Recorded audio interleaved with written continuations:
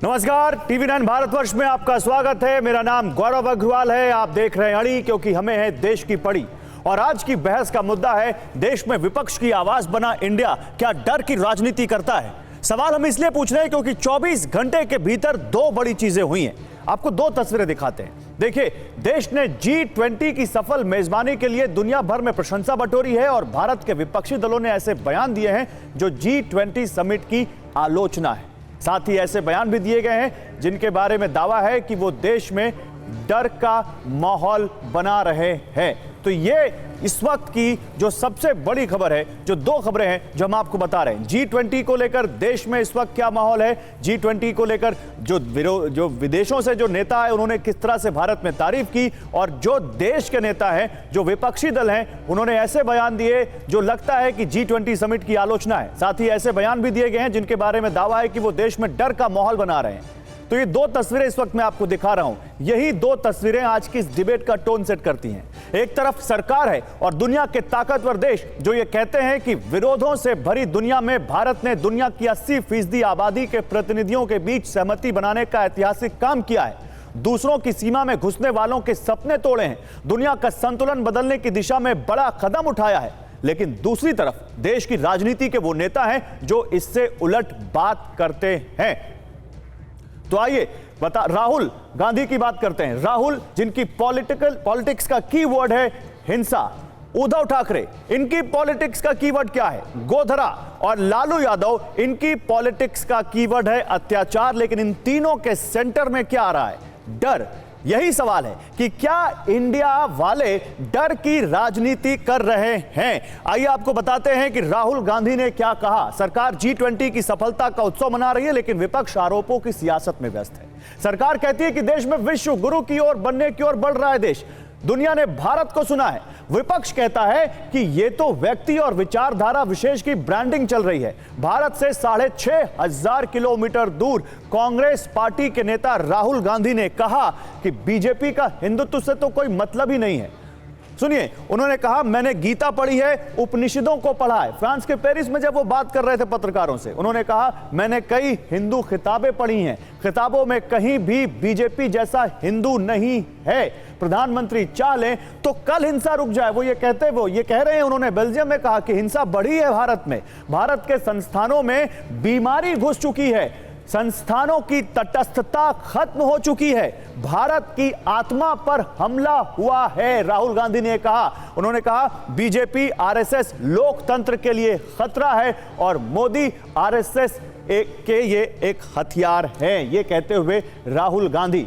वैसे आज दिन में एक और बड़ा बयान आया है। यह है उद्धव ठाकरे, जिन्होंने कहा कि बीजेपी अयोध्या में गोधरा जैसी हालत पैदा कर सकती है। अब आपको दिखाते हैं उद्धव ठाकरे ने क्या कहा। यह कहते हैं, बीजेपी गोधरा जैसी हालत पैदा कर सकती है। राम मंदिर के उद्घाटन से लौटते वक्त गोधरा जैसी हालत अयोध्या में पैदा हो सकती है, यह कहा उद्धव ठाकरे ने मुंबई से 400 किलोमीटर दूर जलगांव में।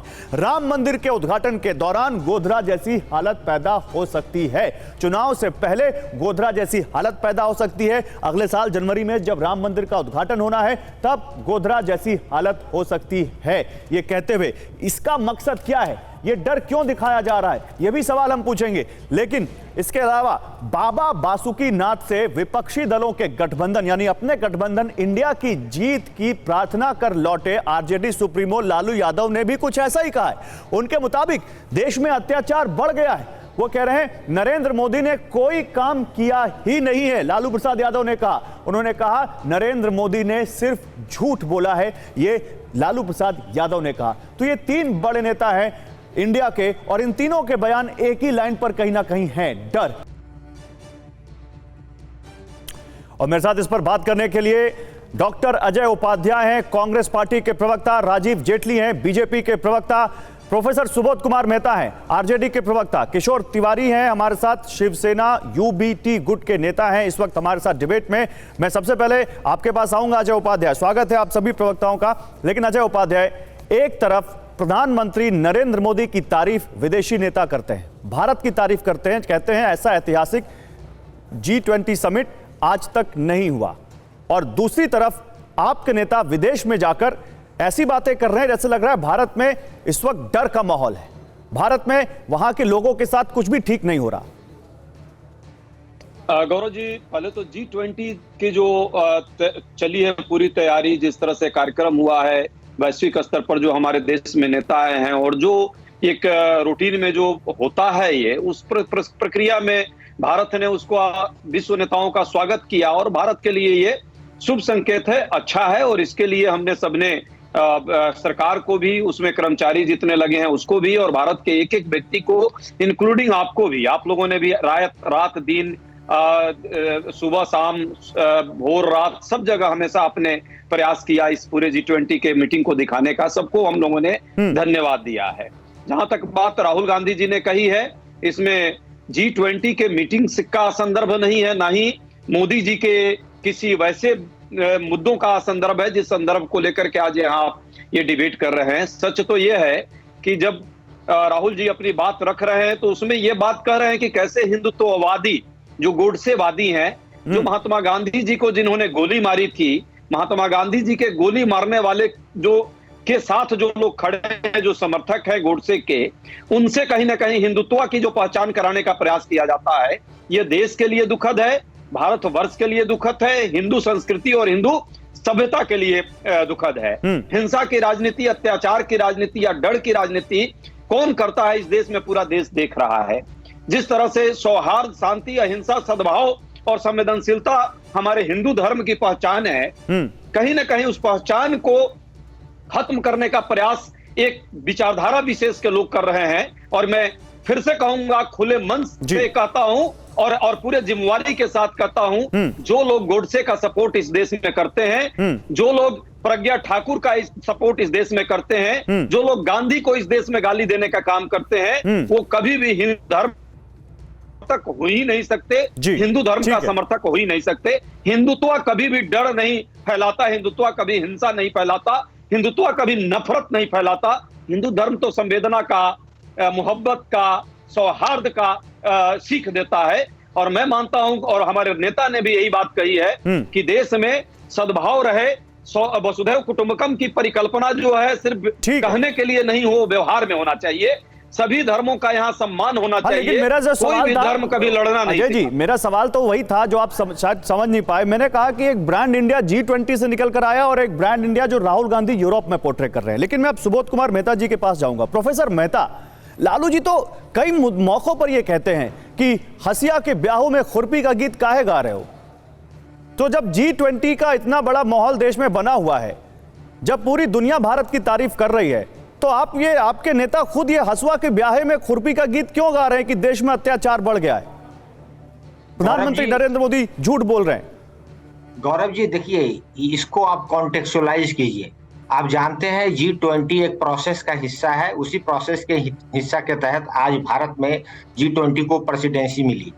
लेकिन आप देखिए, जिस तरह से पूर्व प्रधानमंत्री मनमोहन सिंह ने G20 के लिए कंट्रीब्यूट किया है, 2008 में उन्होंने जॉर्ज बुश के साथ मिलकर प्रेसिडेंट और prime minister, head of state को इसमें इंक्लूड किया। पहले फाइनेंस मिनिस्टर आते थे। तो लगातार G20 एक थ्रेशोल्ड से अगले थ्रेशोल्ड में मूव कर रही है। और हम सब जानते हैं कि 85% ऑफ द जीडीपी जो है वर्ल्ड का, वो G20 मेंबर्स के जो जितने भी नेशन हैं उनके साथ है, और 75% की आबादी है। तो इसमें नो डाउट भारत एक यंग देश है, एक कंट्रीब्यूटिंग देश है। और 2013 में G20 के बारे में आपसे नहीं पूछ रहा हूं प्रोफेसर मेहता, मैं ये पूछ रहा हूं कि एक जब देश का सम्मान या देश की इतनी बड़ी समिट हो रही हो, दुनिया भर के नेता तारीफ कर रहे हो, उसी वक्त लालू जी को अत्याचार याद आ रहा है, देश में बढ़ गया है। मैं ये पूछ रहा हूं।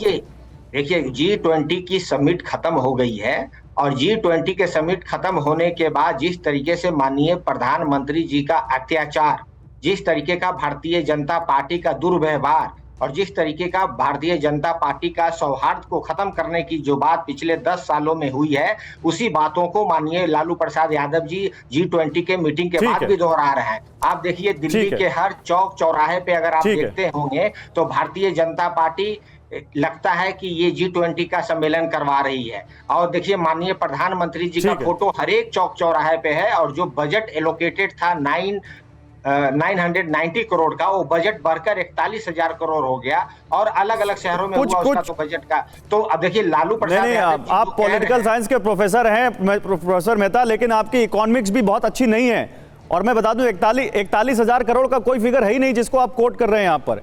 शायद आप कुछ 4100 को 41,000 से यहाँ कहीं कुछ आप कंफ्यूज कर रहे हैं। मैं जी, हाँ 4100 करोड़, 41,000 करोड़ नहीं है।